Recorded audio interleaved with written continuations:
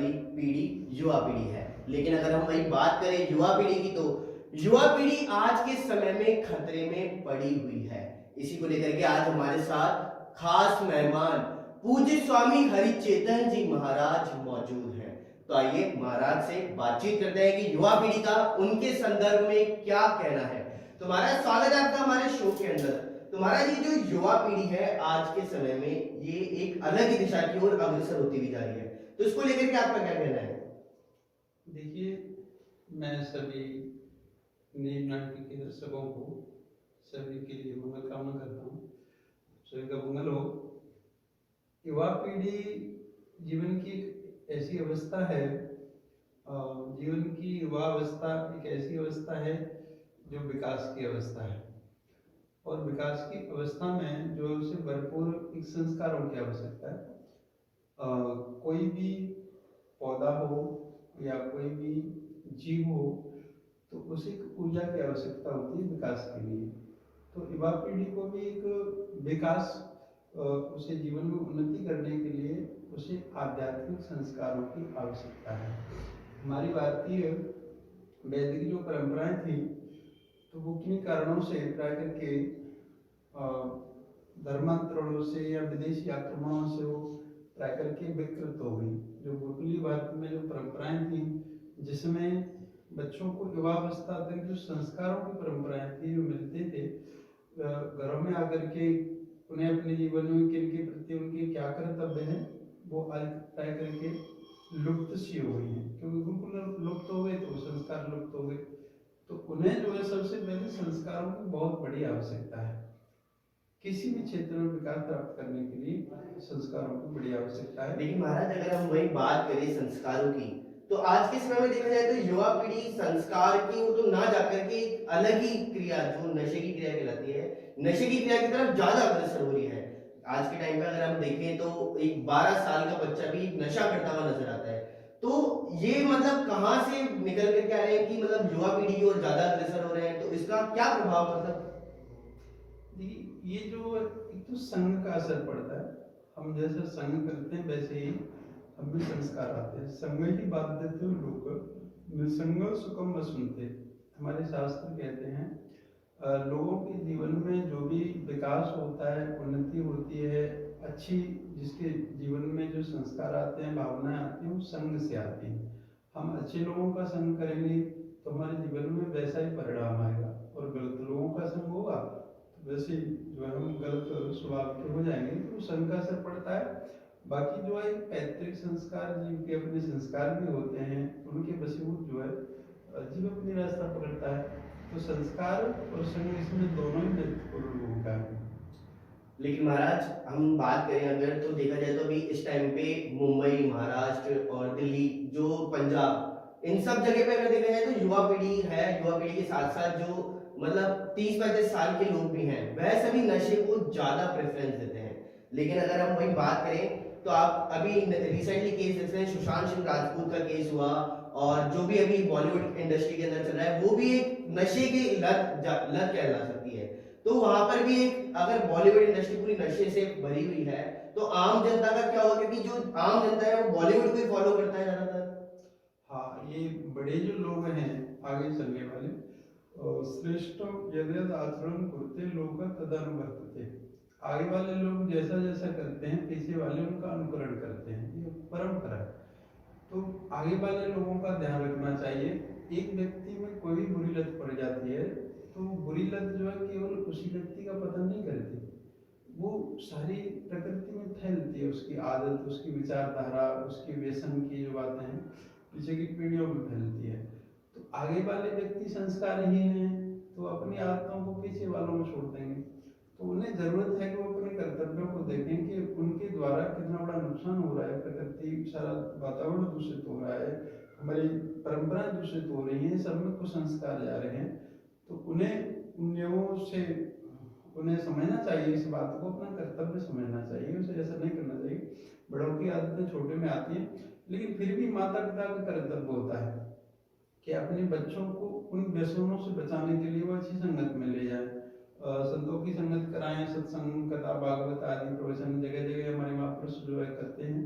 तो उनमें ले जा करके उन्हें उनकी आदतें पड़ गई हैं तो उन्हें छुड़ाएं, या न पड़ जाए उनसे बचाने के लिए उन्हें वहाँ ऐसी धार्मिक। लेकिन महाराज इसमें सबसे बड़ा सवाल ये निकल कर के आ रहा है कि आप कह रहे हैं माता पिता अपने बच्चों का पालन पोषण जिस तरह से करेंगे उसी तरह से बच्चे आगे बढ़ेंगे, लेकिन माता पिता तो हर कोई माता पिता अपने बच्चों का पालन पोषण अच्छे से करता है, फिर भी वो उस ओर अग्रसर हो जाते हैं। तो ऐसा क्या करना चाहिए माता पिताओं को जिससे बच्चे, उस युवा पीढ़ी जो है आज के समय की, वो नशे की ओर अग्रसर ना होकर के एक अच्छे मार्ग की तरह जाए जिससे देश का नाम भी रोशन हो सके? देखिए वही तो हम कह रहे हैं कि माता पिता संस्कार यदि नहीं दे सकते, माँ बालक की निर्माता है। 9 महीने के अंदर जब माँ के पेट में बालक रहता है तो माँ को सिखा सकती है जो जीवन भर नहीं सिखा सकती।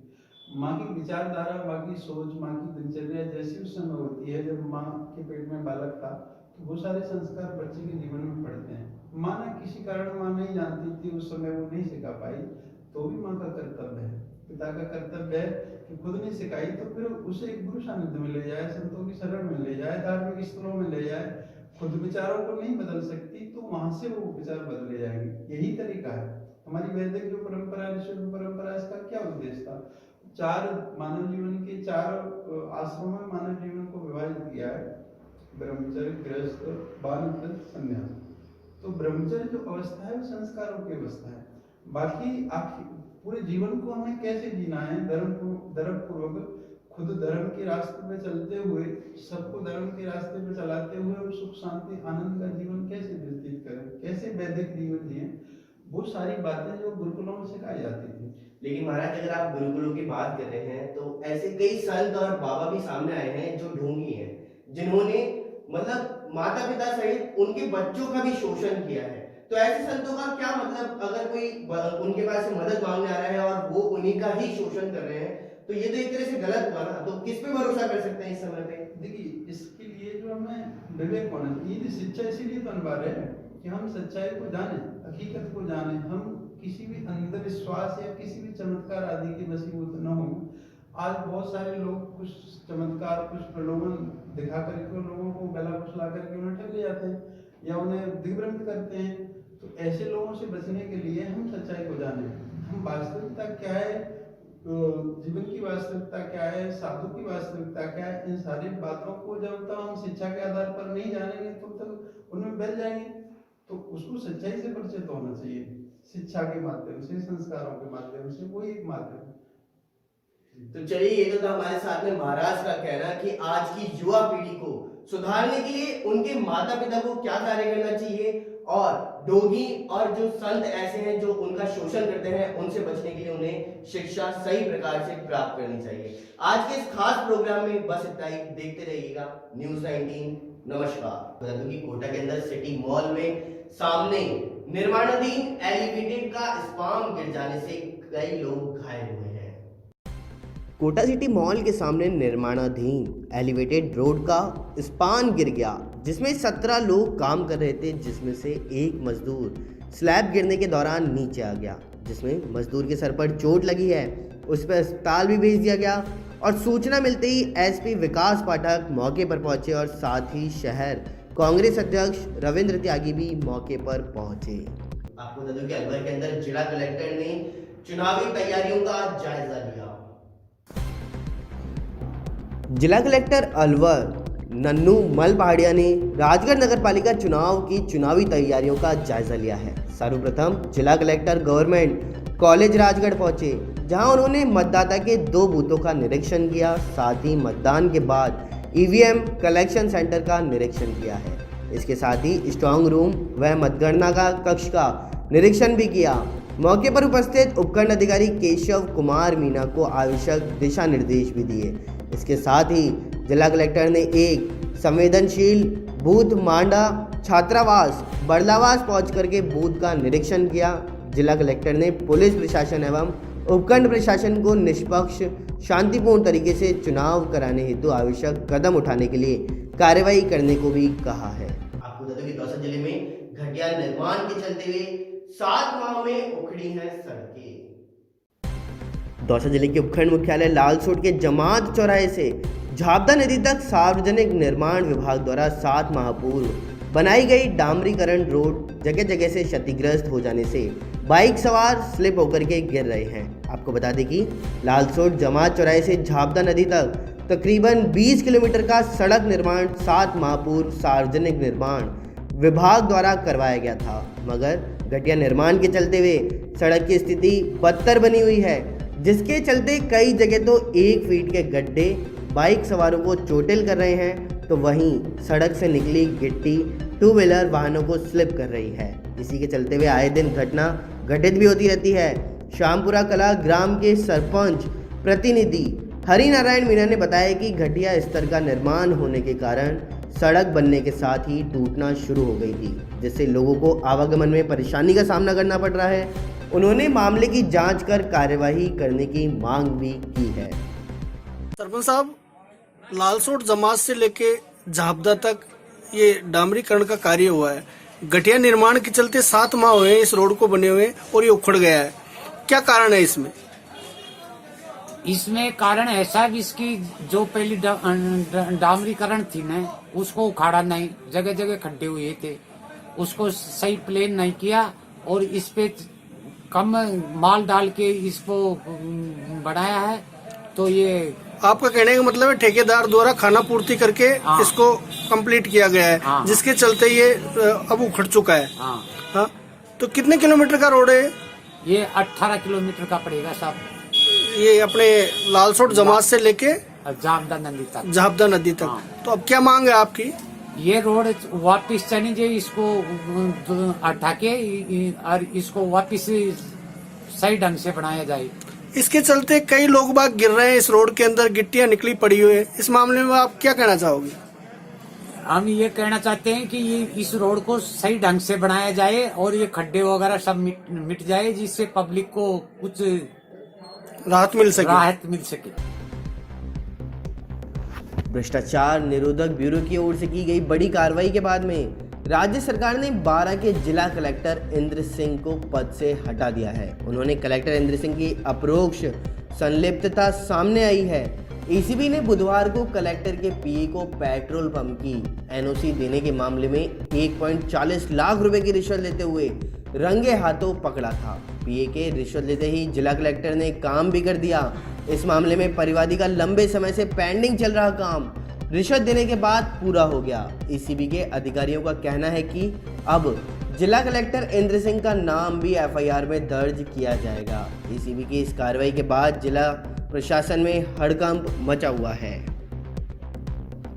दिल्ली में चल रहे किसान आंदोलन में राजस्थान के भी किसान अहम भूमिका निभा रहे हैं। अब प्रदेश के किसान केंद्र सरकार पर दबाव बढ़ाने के लिए दिल्ली में अपनी संख्या बढ़ाएंगे। इसके साथ ही राष्ट्रीय राजमार्ग संख्या 8 को भी स्थायी तौर पर जाम करने की रणनीति बनाई जा रही है। प्रदेश में अब तक पंचायती राज चुनाव चल रहे थे, लिहाजा किसान कम संख्या में दिल्ली पहुंचे थे। अब अखिल भारतीय किसान सभा भी राज्य कमेटी ने चेतावनी दे दी कि यदि आज की तारीख में केंद्र सरकार कृषि बिल वापस नहीं लेती और एमएसपी पर गारंटी खरीद का कानून नहीं बनाया जाता तो राजस्थान के किसान 12 दिसंबर से अनिश्चितकालीन महापड़ाव के लिए दिल्ली कूच करेंगे। सवाई माधोपुर के अंदर भ्रष्टाचार निरोधक ब्यूरो ने अपने ही महकमे के अतिरिक्त पुलिस अधीक्षक को मंथली के रूप में 80,000 रुपए की रिश्वत लेते हुए रंगे हाथों गिरफ्तार किया। एसीबी के एएसपी को रिश्वत लेने की यह राशि सवाई माधोपुर जिला परिवहन अधिकारी दे रहा था। ब्यूरो ने उसे भी गिरफ्तार कर लिया है। आज दोनों आरोपियों को भरतपुर स्थित ब्यूरो की कोर्ट में पेश किया जाएगा और एसीबी में ही कार्रवाई से हड़कंप मचा हुआ है। पंचायत समिति और जिला परिषद के नतीजों में लगातार सत्ताधारी पार्टी कांग्रेस को करारी हार का सामना करना पड़ा है। केंद्रीय कृषि कानूनों के खिलाफ में लगातार मुखर और किसान आंदोलन का डटकर समर्थन करने के बावजूद कांग्रेस राजस्थान के किसानों का वोट लेने में कामयाब नहीं हो पाई है। कांग्रेस किसानों को केंद्रीय कृषि कानूनों का विरोध करने के बावजूद भी उन्हें पंजाब के किसानों की तरह न अपनी तरह मोड़ पाई और न ही वोट ले सकी है। पंचायत चुनाव में कांग्रेस की हार के कारणों को लेकर के सियासी हलकों में बहस भी शुरू हो चुकी है। राजनीतिक प्रेक्षक अब कांग्रेस की हार के पीछे कई कारण गिना रहे हैं। गांव में कांग्रेस का मजबूत आधार है, लेकिन सत्ता में होते हुए भी पंचायत चुनाव हारने से प्रदेश की सियासत पंचायती राज चुनाव समेत निकाय चुनाव और 3 विधानसभा सीटों के उपचुनाव पर भी पड़ना तय है। राजस्थान के अंदर कोरोना पॉजिटिव मरीजों की संख्या 2,85,627 हो चुकी है, जबकि आपको बता दूं कि 2,63,350 मरीज डिस्चार्ज होकर के घर भी जा चुके हैं। कोरोना वायरस से अब तक प्रदेश में 2,485 लोगों की मौत भी हो चुकी है, जबकि अगर हम बात करें एक्टिव केसों की, तो एक्टिव केसों की संख्या 19,792 अभी भी मौजूद है। पाली जिले से बड़ी खबर का सामने आई है। आपको बता दूं कि पाली जिले में पंचायत समिति में प्रधान पद के लिए पंचायत समिति कार्यालय आवेदन लेने का कार्य शुरू हुआ है। साथ ही साथ आपको बता दूं कि रिटर्निंग अधिकारी पाली एवं उपखंड अधिकारी उत्सव कौशल ने बताया कि प्रधान पद के लिए भाजपा की मोहिनी देवी व कांग्रेस से पुष्पा चौधरी ने दावेदारी जताई है। जी हाँ, कौशल ने बताया कि प्रधान पद के लिए भाजपा की मोहिनी देवी व कांग्रेस से पुष्पा चौधरी ने दावेदारी जताई। साथ ही साथ प्रधान पद के निर्वाचन को लेकर के पंचायत समिति परिसर में पुलिस बल भी तैनात है। आपको बता दें कि दौसा जिले में वार्ड 25 से बीजेपी उम्मीदवार ने घर घर जाकर के जनसंपर्क किया। दौसा नगर परिषद क्षेत्र के 2020 के चुनाव की सरगर्मियां तेज हो गई हैं। दौसा नगर परिषद क्षेत्र वार्ड नंबर 25 से बीजेपी के उम्मीदवार कृष्णा देवी शर्मा ने घर घर जाकर के जनसंपर्क किया। इसी दौरान बीजेपी के सैकड़ों कार्यकर्ता भी मौजूद रहे। भारतीय जनता पार्टी के कार्यकर्ताओं में आत्माराम, डॉक्टर डैन, राजेश और सैकड़ों महिलाएं कार्यकर्ता शामिल हुई। इस संदर्भ में आत्माराम ने कहा कि अगर हम जीत कर आते हैं तो हम यहाँ पर सबसे बड़ी जो समस्या है पानी की, उसको दूर करेंगे और हमारी जब प्रत्याशी है इसका सबसे प्रेम है और व्यवहार अच्छा है और हम जीत कर ही आएंगे।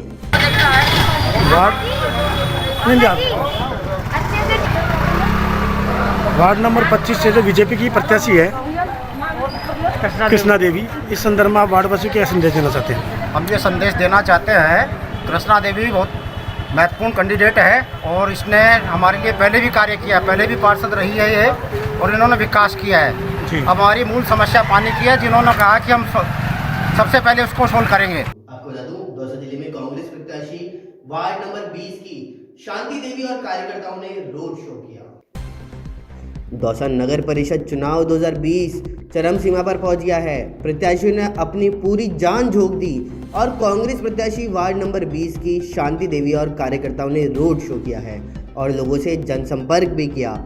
इस जनसंपर्क के दौरान कांग्रेस के कार्यकर्ता लक्ष्मी नारायण सेन, रामकिशोर सैनी, मदन सहित कई कार्यकर्ता मौजूद रहे। इस खबर पर सच्चाई देखते रहिए न्यूज़ ID। नमस्कार।